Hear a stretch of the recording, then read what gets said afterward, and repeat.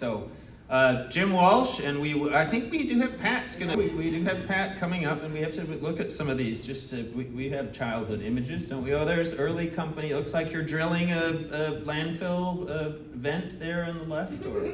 I am, without safety equipment. No, you. It was 1974. Yeah, you're right. Well, you've lived to tell the tale, right? There you are running, right? This is a big part of your health and fitness still.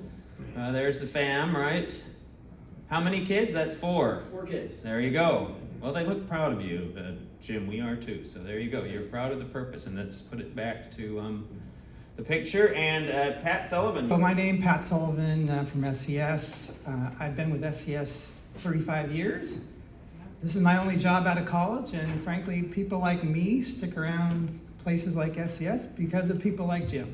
There you go. So I've worked for Jim for the past decade, and frankly, you know, I have learned more from Jim in that time than I really learned from anyone else throughout my career. So when you look at, you know, Jim's career and his tenure and at SCS, you're really looking at the history of SCS, frankly. I mean, he has spent 50 years of his career with this company and counting. He's not done yet. And when you have someone like that has devoted their life to this company, started as an entry-level engineer out of Notre Dame University, and came to SCS going through every level within the company and ultimately serving for over 20 years as our president and CEO, and still serving as our chairman of our board. Really, that is someone who is the heart and soul of the company. And we are where we are today as a company, and the success we had is because we had a leader like Jim. He really is the catalyst for our success. He is the mirror of our success, because his success has been the success of SCS. And one thing that, as a leader, Jim embodies that servant leadership that we all strive for, and he really has mastered that, putting the company first, putting the employees first, putting our clients first ahead of himself. We would all be lucky to achieve that level of leadership success. So although Jim has turned the leadership reins of SCS over to the next generation of leadership, he's clearly not done yet. As I said, he's still serving as our chairman of our board of directors.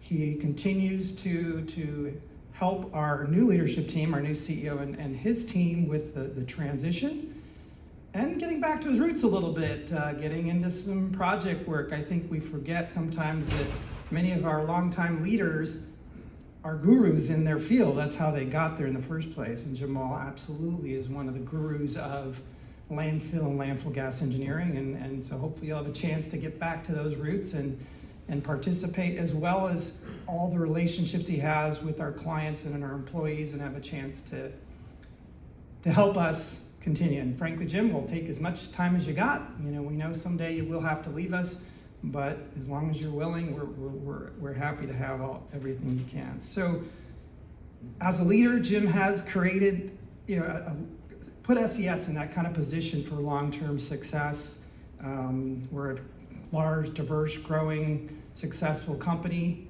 I mean, you can't get better than that, to hand the reins to the next generation and have it be in that kind of condition. So with that, I think I'd like to ask all of you to honor Jim Walsh as a winner of an EBJ Lifetime Achievement Award.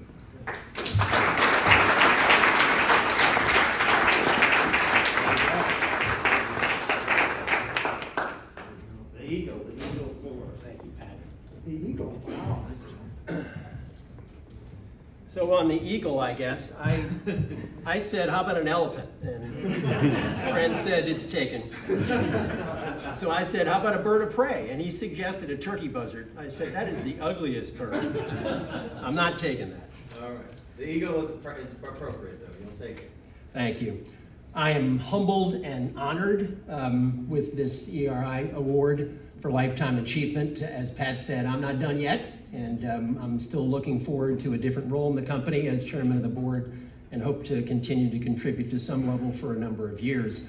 I would just say, with regard to the Lifetime Achievement Award, I'm thankful it's not posthumous. And so I would appreciate the fact, I guess it's not on the plaque, unfortunately, that it No, it says doesn't life. have a date, it doesn't have an expiration. Oh, okay, good. It's still good, and you might also add, not done yet. Oh, I know, I think that was, sorry. I thought I'd give a little chronology of my career of SCS, history of SCS, which I think syncs well with the environmental movement and the progress that's been made. So SCS Engineers was created in 1970. It was really the birthplace of the environmental movement. And I would use the word movement rather than industry because there was really no industry at the time. It was an ethic and increased consciousness of the public and the regulatory authorities, the legislature, the Congress, and the president with regard to environmental issues. 1970 was the year we started. It was also the year in which the first Earth Day occurred, and the U.S. Environmental Protection Agency was also founded in 1970. So it's a good time to get into that business. I was graduating from high school at the time. So 4 years later, the company had grown to 30 people. We had 2 offices, one in Long Beach, California, our headquarters, one back in the DC area in Reston, Virginia. I was coming out of civil engineering school with a degree in civil engineering. I was an engineer in training, and jobs were hard to come by. It's not like today in the war for talent that we see right now. We were in the midst of a recession, and I think I had 15 interviews and got 4 job offers. They were conventional civil engineering jobs, not too excited about it. Bridges, highways, maybe bridges, mostly storm drains for residential subdivisions is what was being offered to me, and I was about to take an offer doing just that. At the last minute, somebody convinced me I should take an interview with an environmental engineering firm, and I said, really? They have such a thing? I had taken one environmental course in college, and I'll confess it was called sanitary engineering, not environmental engineering. So I interviewed in our Reston, Virginia office with the C and SCS Engineers, Tom Conrad, and it was a real eye-opener. Tom was interested in me as a person and what I could bring to the table. He walked me around the room. He said, a real specialty we do in environmental engineering is solid waste management, to which I said, you mean trash? Ah, okay, solid waste management, that's kind of cool. I will confess it was the best financial offer I got, but it wouldn't have made any difference. I was all in on that job. And so I started with SCS in November 1974. I'm now in my 50th year. Who does that anymore, right?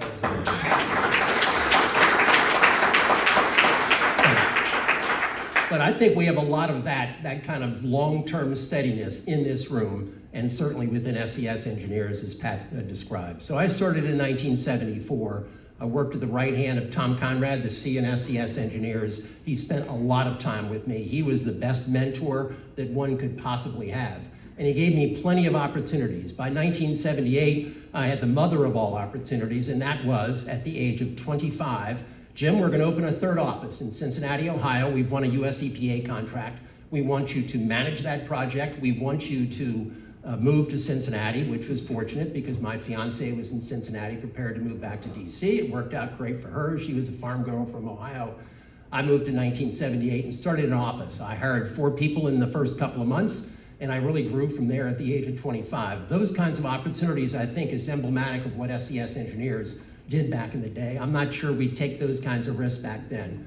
And the company took real risks with me. I really seized the opportunity, and I made some mistakes, but that was fine. Just don't do it again, is what I was told. So, 1978 to 1993, I ran our Cincinnati office. It was its own profit center. In 1993, I was appointed the solid waste director for the entire firm. Mike McLaughlin, my counterpart, was appointed in charge of environmental services, and the 2 of us ran those major parts of our practice. We had about 250 employees at the time. Let me go back to 1982. Ronald Reagan came in. 90% of our work was for US EPA. We had 145 employees. We had to lay them off, 50% of them within 2 years because of the cancellation of the contracts. We learned a very valuable lesson, diversify. And really the timing was pretty good because that happened in 1982 and was referenced before by Phil. What happened in the 70s, 80s, and eventually the 90s was the promulgation of RCRA, and the Clean Air Act was applied to municipal solid waste landfills. Great boom opportunities for SCS Engineers. So when I became solid waste director, I took full credit for passing those rules at the time. And those were heady days. It was, if you build it, they will come. With regard to landfill permitting, we had more work than we could possibly handle, and really the NSPS regulations for municipal solid waste have created the largest part of our business practice right now.